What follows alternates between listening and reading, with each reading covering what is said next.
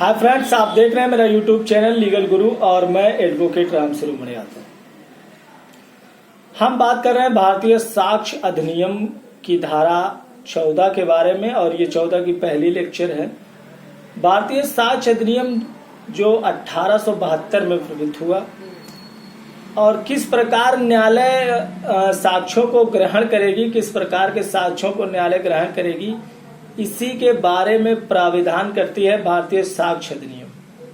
Civil मामलों में या क्रिमिनल मामलों में कैसे साक्ष्य लिए जाएंगे, किस प्रकार के साक्ष्य न्यायालय ग्रहण करेगी, किन मामलों में, इसी बात का प्राविधान करती है भारतीय साक्ष्य अधिनियम 1872 और इसी एक्ट की धारा 14 के बारे में हम बात करेंगे आज।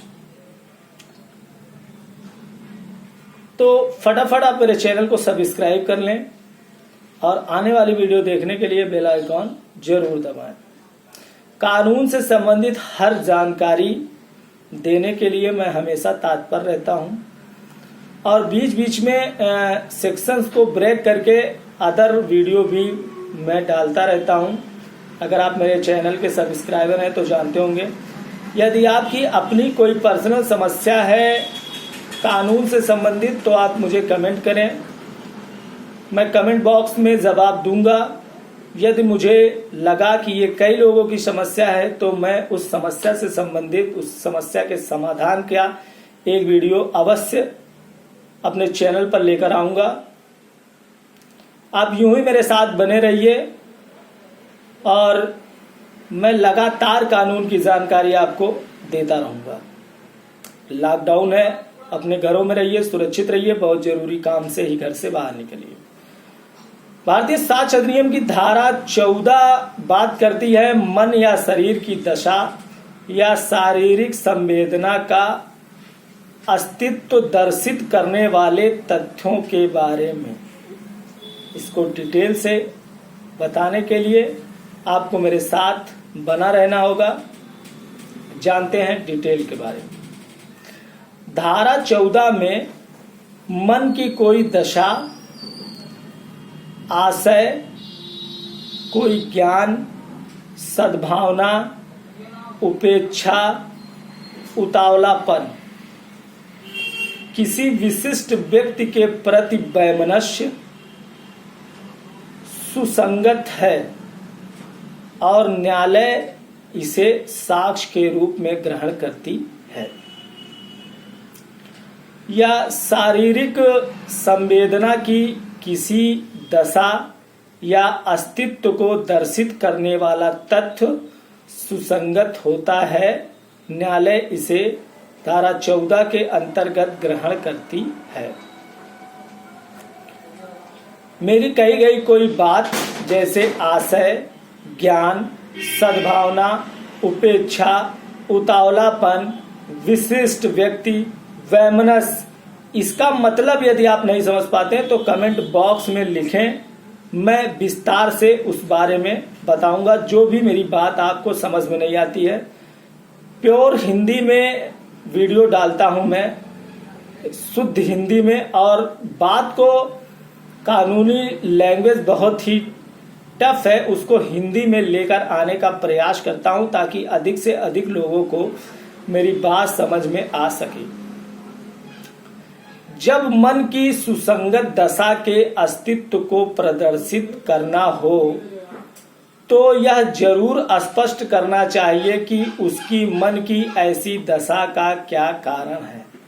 जब भी हम बात करते हैं कि किसी व्यक्ति ने हमको मारा तो हमें ये जरूर स्पष्ट करना चाहिए न्यायालय में कि आखिर उस व्यक्ति ने हमें क्यों मारा।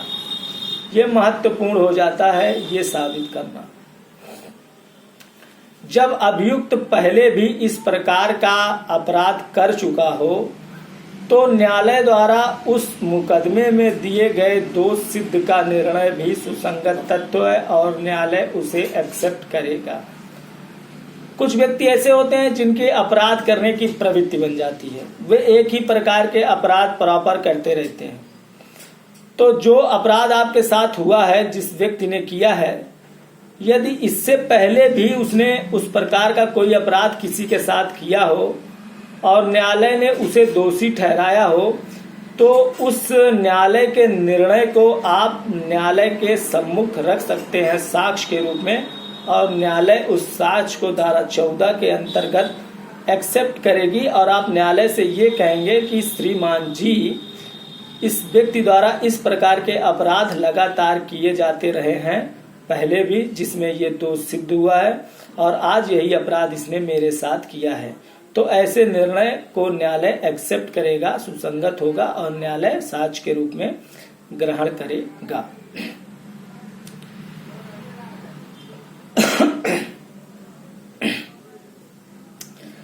दृष्टांत के माध्यम से अगर हम समझें, कोई व्यक्ति चुराई हुई संपत्ति खरीदता है। दृष्टांत यहाँ बहुत आवश्यक है और केस को समझने के लिए बहुत ही महत्वपूर्ण हो जाते हैं। ये दृष्टांत जो मैं अभी बता रहा हूं, ये पूरे एक्ट में अगर आपको याद रहे तो पूरे एक्ट में ये चलते रहेंगे, पूरे इस सेक्शन में इनका विशेष महत्व है। तो कोई व्यक्ति चुराई हुई संपत्ति खरीदता है और वह यह जानते हुए उसको खरीदता है कि ये चोरी की हुई संपत्ति है। वो संपत्ति उसके पास से बरामद करने के लिए पुलिस जाती है।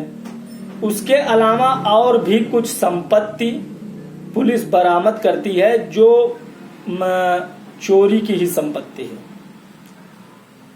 तो यह समझा जाएगा कि उस सारी वस्तुओं का ज्ञान था उसे कि वे सारी वस्तुएं चोरी की हैं। मान लीजिए कोई एक वस्तु है, आपके घर से गहना चोरी होता है, कोई चुरा कर ले जाता है और किसी सोनार के यहाँ उसको बेचता है।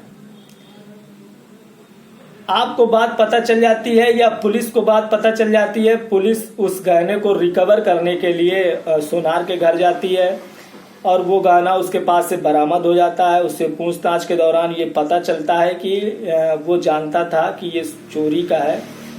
उसके अलावा कुछ और FIR थाने में लिखाई गई हैं, कुछ और लोगों के गहने भी चोरी हुए थे, वो गहने भी रिकवर कर लेती है पुलिस। और दुकानदार यदि ये कहता है कि वो ये नहीं जानता था कि ये सारे गहने चोरी के हैं जो पहले उसने खरीदे, जबकि यह सिद्ध हो जाता है कि वह इस बात को जानता था कि ये गहना जिसके लिए पुलिस गई थी, रिकवर की है, वो चोरी के हैं, इसे दुकानदार जानता था, तो यह समझा जाएगा कि दुकानदार झूठ बोल रहा है और वो सारे गहनों के बारे में ये धारणा रखता है कि वे सारे गहने चोरी के ही हैं। दूसरे दृष्टांत के माध्यम से अगर हम समझें, कोई व्यक्ति डुप्लीकेट नोट किसी व्यक्ति को देता है। देने वाला व्यक्ति जो दे रहा है वो जानता है कि यह नोट नकली है, ये सिक्का अगर दे रहा है तो वो कूट रचित सिक्का है, इस बात को देने वाला व्यक्ति जानता है। यह तथ्य कि उस व्यक्ति ने उसी तरह के और नोट उसके पास देखे थे, ये एक सुसंगत तथ्य है। कोई व्यक्ति किसी को नकली नोट देता है और सामान खरीदता है। वो व्यक्ति जानता है कि यह नकली नोट है, पर जो नोट को ले रहा है वो नहीं जानता। वो बाद में जानता है कि नोट को, वो जिस नोट को उस व्यक्ति ने ले लिया वह नोट नकली है। अब उस व्यक्ति का जिसने नोट लिया है उसका यह साक्ष्य कि जिस व्यक्ति ने उसे यह नोट दिया उसके पास और भी इसी प्रकार के नोट थे, यह न्यायालय एक्सेप्ट करेगी साक्ष्य के रूप में। यह साक्ष्य सुसंगत साक्ष्य होगा और न्यायालय एक्सेप्ट करेगी कि हाँ, हो सकता है कि उस व्यक्ति के पास और भी ढेर सारी नोटें ऐसी थीं जो नोटें नकली नोटें थीं और वह व्यक्ति उसे चलाने का प्रयास कर रहा था, या सिक्के थे जो कूटरचित थे और वह गलत काम कर रहा था, उसे चलाने का प्रयास कर रहा था। या कि उस व्यक्ति द्वारा पहले भी कई लोगों को नकली नोट देने के लिए दोष सिद्ध हुआ था, तो भी यह बात सुसंगत हो जाती है। जैसे कोई कभी उसने और नकली नोट किसी व्यक्ति को दिया था, मुकदमा चला, उसमें वह दोषी पाया गया, तो उस न्यायालय के निर्णय को यदि न्यायालय में दिया जाएगा कि साहब श्रीमान जी इसके द्वारा पहले भी कई लोगों को डुप्लीकेट नोट दिया गया है जिसके लिए इसको न्यायालय से सजा हुई है, उसके आर्डर न्यायालय के ये हैं, तो उसे भी न्यायालय साक्ष्य के रूप में ग्रहण करेगी। एक और दृष्टांत लेते हैं। का को खा का कुत्ता काट लेता है। का को खा का कुत्ता काट लेता है, या कि खा के कुत्ते ने गा घा णा को पहले काटा था, तो का की यह शिकायत कि कुत्ता काटता है वह कुत्ता काटने वाला है सुसंगत हो जाती है। का को खा के कुत्ते ने काटा, का ने खा से कंप्लेन किया कि आपका कुत्ता जो लोगों को काटता रहता है उसे बांध के रखिए, नहीं तो वो मुझे काट लेगा, और वो गा घा और लोगों को काट चुका वो मुझे भी काट लेगा। पर खा द्वारा ऐसा नहीं किया जाता और का को वह कुत्ता काट लेता है। तो न्यायालय में यदि यह साबित कर दिया जाता है कि का को जिस कुत्ते ने काटा अर्थात खा के कुत्ते ने और भी कई लोगों को पहले काटा है, तो यह सिद्ध हो जाता है कि वो कुत्ता काटने वाला कुत्ता है और लोगों को काटता ही रहता है, और यह साक्ष्य न्यायालय में सुसंगत होगा। न्यायालय धारा 14 के अंतर्गत ऐसे साक्ष्यों को ग्रहण करेगी। धारा 14 की और जानकारी के लिए मिलते हैं अगले लेक्चर में। तब तक के लिए मुझे इजाजत दीजिए। जय हिंद, जय भारत।